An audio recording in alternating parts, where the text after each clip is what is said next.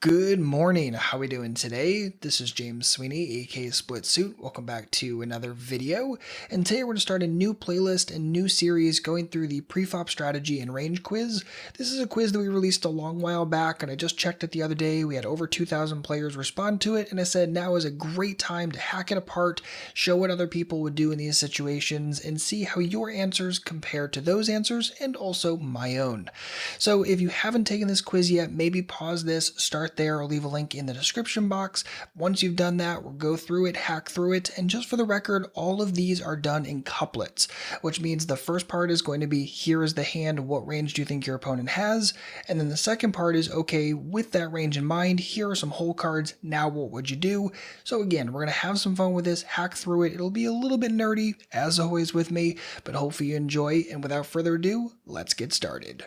Okay, so this first question is very basic. Essentially, playing live 2-5, a tag open raises to 20 bucks from Under the Gun +1. So what range in percentage form do you think they're open raising with here? Very, very simple. If you've already taken the quiz, awesome. If not, take a moment, think about what answer you would give here, and then let's see what everyone else is doing. So again, we said we got about 2,000, actually more than 2,000 answers for this, and here are all of the answers graphed out just so you can see what everything looks like all together. The median answer came out to about 10%, the average answer 13.2%, again that's in percentage form, and here is everything graphed out. You notice there's a lot of tight bunching around 10%, not super shocking, and a lot of tight bunching in general, pretty much between 7% and 15% range. Cool, this is good to know. Sure, there's some outlier answers, 1%, that's far too tight and totally unreasonable, 99%, which is totally unreasonable, but these average answers give us something that I think is probably pretty true and close. So let's take a moment, pull up Bobzilla, graph this out, and see if we agree with that answer. So let's start by plugging in that average range, right? That average 13.2%. Let's see what that actually looks like in Bobzilla first. So if we open up Bobzilla, we plug in this range. This is a 10.7% range of hands, so clearly we need to go a little bit wider here. So if we plug in Ace-10 suited, King-Jack suited, that only gets us up to 11.3, maybe some topside suited connectors, now we're up to 12.5, maybe 7-6 suited, and that gets us to 13.1. I think that's pretty close.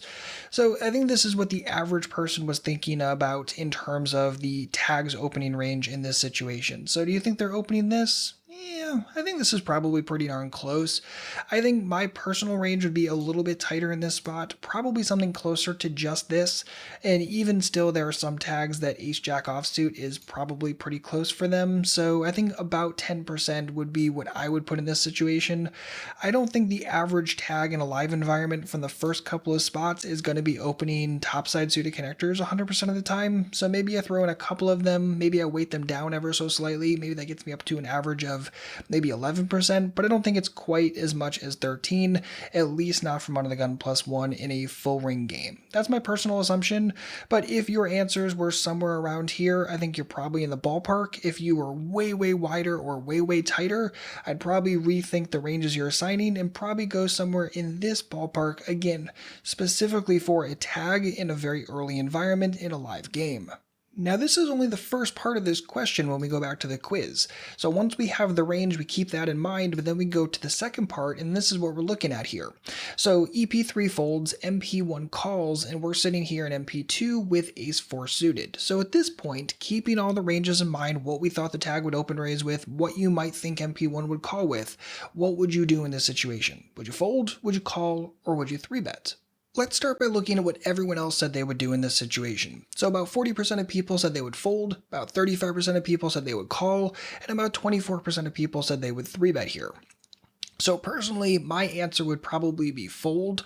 It would be between folding and squeezing though. I'm not really going to call here. Now, some people might say, well, I want to call because I want to get that terrible person involved in the pot too.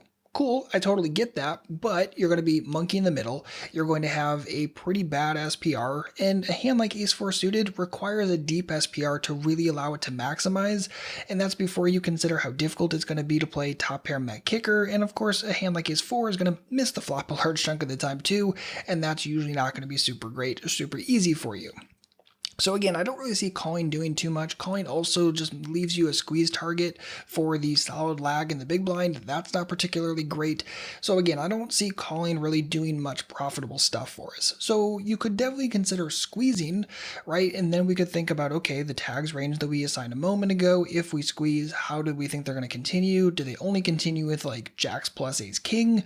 Are they continuing even tighter than that? Or are they continuing even more often than that? Because if they're continuing more often, shrinking up a lot of that pre-flop fold equity, and then how are you really going to play flops out? So that's part of that forward thinking. And again, I think in a lot of situations, that's not going to get you tons and tons of folds collectively between EP2 and MP1. I don't think this is going to be all that great. If you had some information on MP1, we could totally have a conversation about squeezing. I just think in general, with this information, with this exact setup, I think folding is going to be better, squeezing as a consideration, but calling pretty much never, just because of the exact setup itself. So if you were someone who said, I would call in this situation, I really want you to think about how often you're calling. Are those calls really ending up profitable, or are you finding yourself down half a buy-in at the end of the night because you've made a bunch of these preflop calls, they haven't panned out, you haven't hit, which of course is the likely outcome, and then you're not finding yourself in situations where you can really win pots profitably. So again, keep that in mind. Think about how this answer is comparing to your actual strategy and results, and then make some strategic changes accordingly if required.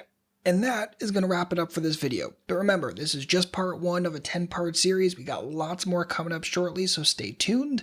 If you're looking for your next step today, of course today we did talk a little bit about squeezing, what goes into that. So I wanted to share my free squeezing tool with you. You can download it. It's a free little spreadsheet, very easy to use, and you can wrap your head around this and really test it to see, okay, how many folds do I think I can get right this moment?